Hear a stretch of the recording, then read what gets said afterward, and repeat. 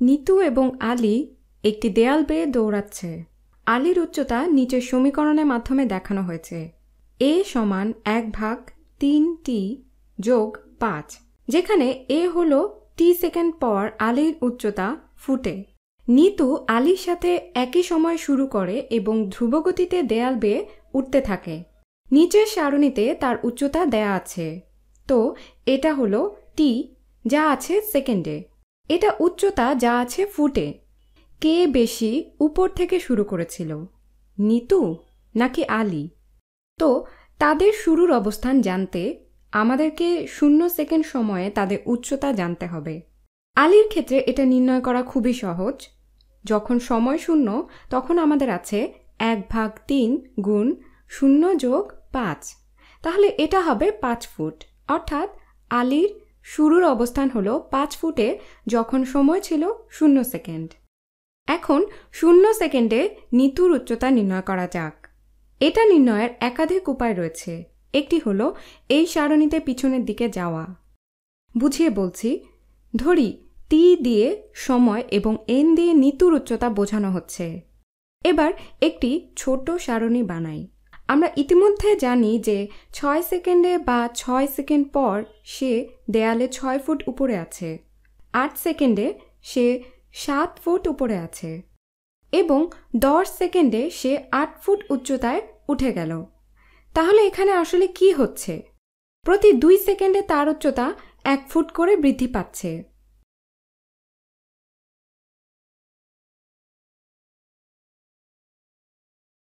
আরও 2 সেকেন্ড পর তার উচ্চতা আরও 1 ফুট বৃদ্ধি পাবে।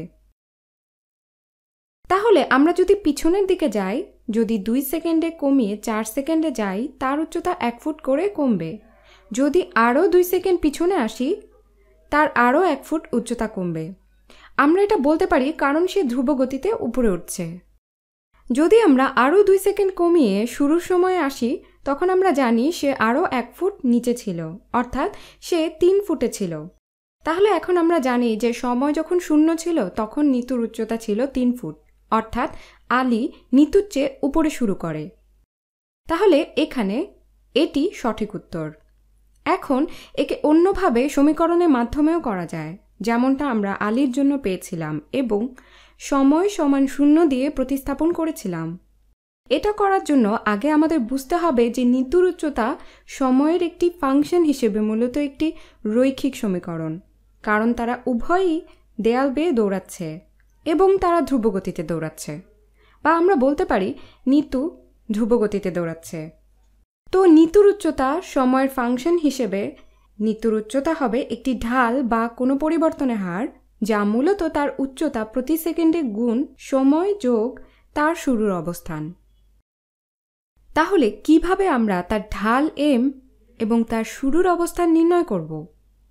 আচ্ছা, ঢাল হলো তার উচ্চতা পরিবর্তনের হার, অর্থাৎ একক সময়ে তার উচ্চতার পরিবর্তন কত হয় সেটা। এখানে m হবে সময় পরিবর্তনের জন্য তার উচ্চতার পরিবর্তন কত হয় সেটা। আমরা ইতিমধ্যে জানি সময় যখন 2 সেকেন্ড করে বাড়ে তখন তার উচ্চতা 1 ফুট করে বাড়ে।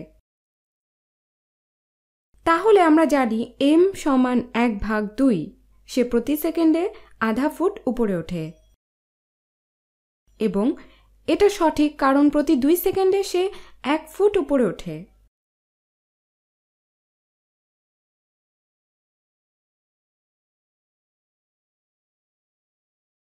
তাহলে আমরা এখানে m এর মান বসাতে পারি। n সমান 1/2 গুণ t যোগ b।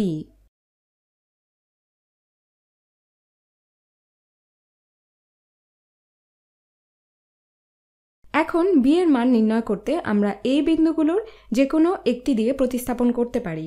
এই সবগুলো বিন্দু দিয়েই সমীকরণটি সিদ্ধ হবে। 6 বিন্দুটি ব্যবহার করি। যদি এখানে 6 নেই, যখন সময় সমান 6, আমরা জানি n ও 6, তাহলে 6 সমান 1/2 গুণ 6 যোগ b, বা 6 সমান 3 যোগ b।